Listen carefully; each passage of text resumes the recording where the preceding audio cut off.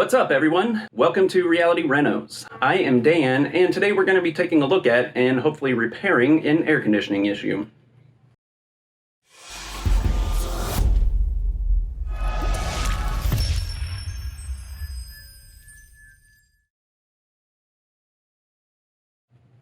So I was working in my office, and all of a sudden I noticed the air coming out of the air conditioning vent was warm. I decided to come take a look at the thermostat, and sure enough, it is 80 degrees in my house right now.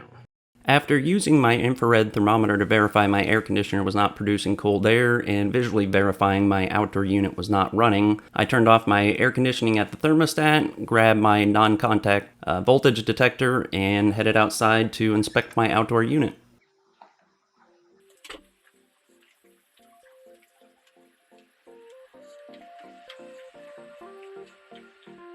Be very careful opening service disconnect boxes like the one that I just opened. They contain exposed high voltage wiring that can deliver a very nasty shock. My tester did not detect a voltage, so my next stop is my breaker panel in the garage to see if the breakers have tripped.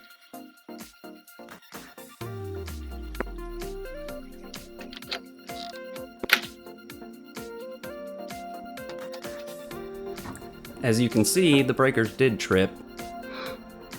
Since I've turned my air conditioning off at the thermostat, I'm going to go ahead and turn the breakers back on and go double check the service disconnect with my non-contact voltage detector.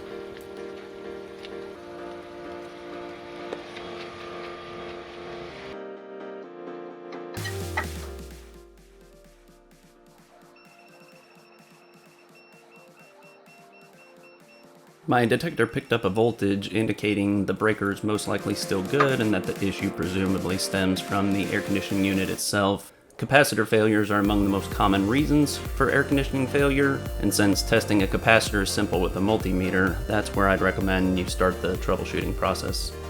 I turned the power back off at the service disconnect box and removed the panel covering the electrical components. Despite the power being off, a good capacitor will continue to hold a charge and can still shock you, so be careful when removing the panel to not touch the capacitor or any exposed wires with either your hands or the metal panel itself until you've had a chance to verify the capacitor is discharged.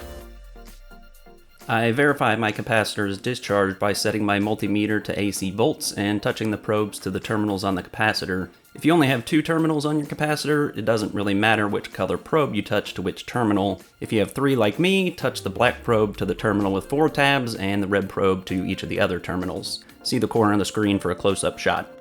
The multimeter will likely read 0 volts. If it doesn't, leave the probes touching the terminals until the reading does show 0 volts. The capacitor is now discharged, and it is safe to touch the terminals and wiring.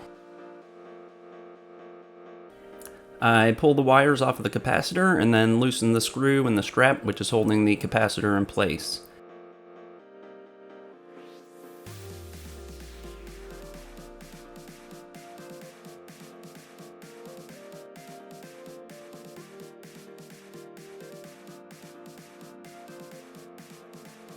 And with that, the capacitor simply slides out.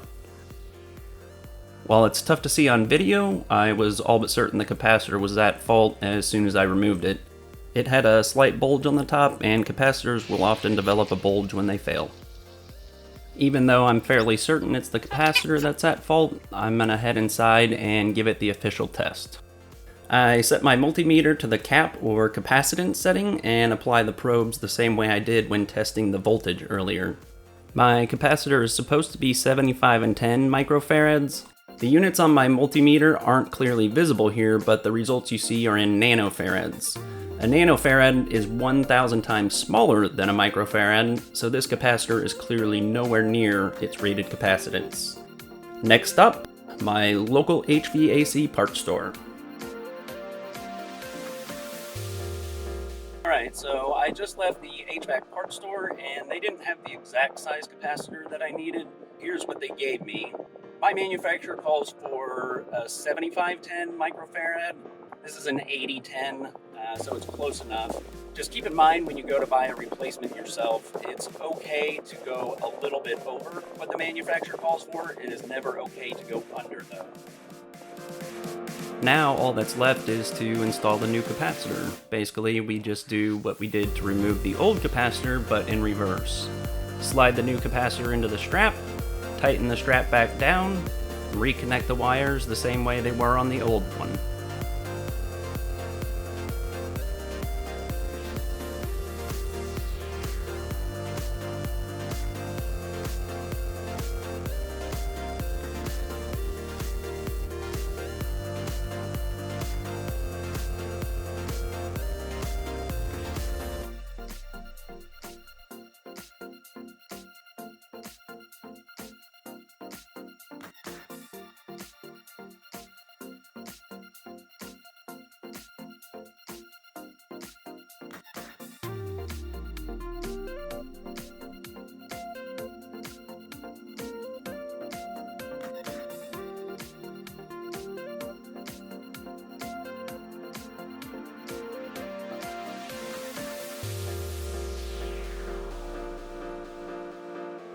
After the protective panel is back in place, we can turn the power back on at the service disconnect and test out the air conditioning.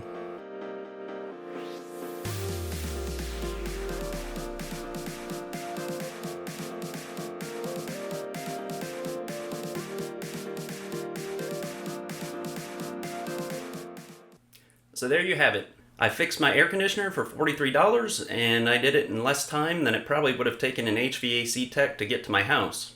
They would have charged probably $150 to $200 for the same repair I just did. Easily double that if the failure had occurred outside standard business hours. If you're an even moderately handy person, you can do it too.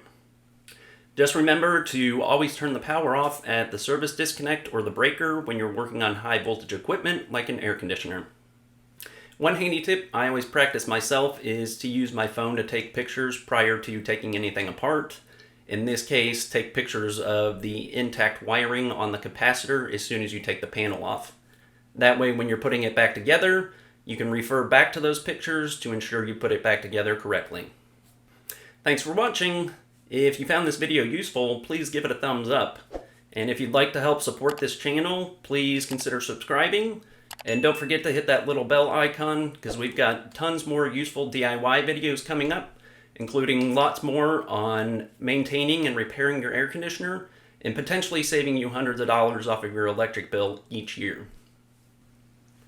We'll see you next time.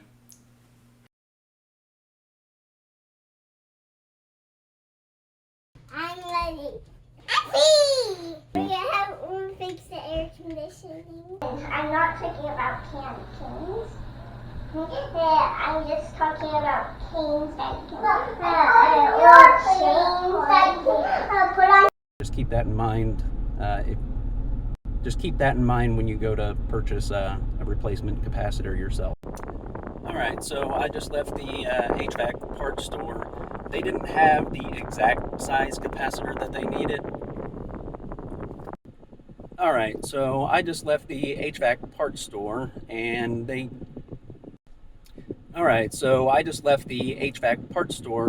didn't have the exact size capacitor that they needed. Alright, so I just left the HVAC parts store and they didn't have the exact